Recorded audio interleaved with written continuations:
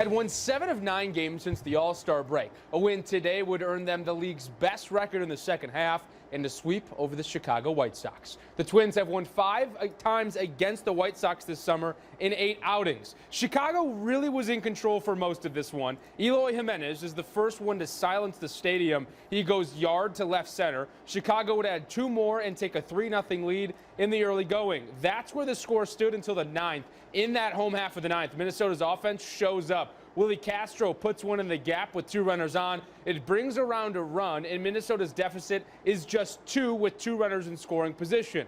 Next batter is Carlos Correa. It's not going to be a game-tying hit, but he gets the job done. Ryan Jeffers comes in to score. With no one out in the 9th, Minnesota's within 1 run. 2 batters later, it's going to be Alex Kirilloff. The lefty sprays one down the left field line. It's a 2-bagger that's good enough to score the game-tying run. Late inning heroics from the Twins tie it at 3. We go to extras. In the away half of the 10th, Tim Anderson sends one to right center field. He brings in Chicago's 4th run of the game and the run that regains the lead. 4-3 White Sox. Bottom of 10, Minnesota ties it up with one of the most unconventional plays. Kyle Farmer gets it just out of the infield, but the defender, because he falls as he catches it, Joey Gallo capitalizes, hustles home, and scores. The game is tied at 4. The next scoring would come courtesy of Ryan Jeffers. In the 12th, 2 runners in scoring position, 2 outs. He delivers a base hit to right center. 5-4 the final. Minnesota comes from behind to complete the sweep of the White Sox. They're now 5 games over 500 and are a league best 8-2 since the All-Star break. It's been smooth sailing for the Twins since the All-Star break, but how about the rest of the AL Central? Minnesota holds a 3-game lead over the Guardians. Detroit is the only other AL Central team with a winning record in the second half. They've won 6 of 10. Chicago and Kansas City sit at the bottom, 12 games back and 25 games back, respectively. After this weekend, every MLB team is past the 60% mark of the regular season. Just 2.5 months remain before the postseason.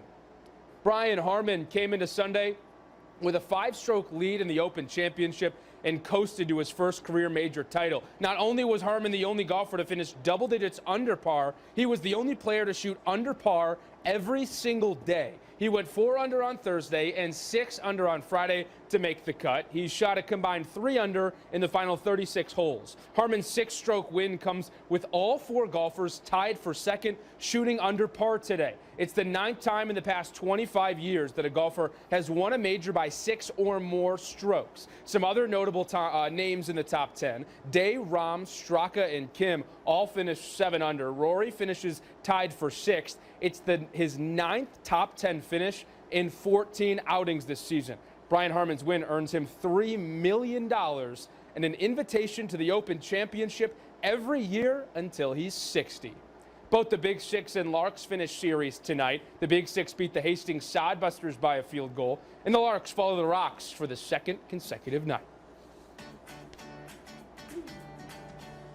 It's time for the best thing I saw this week.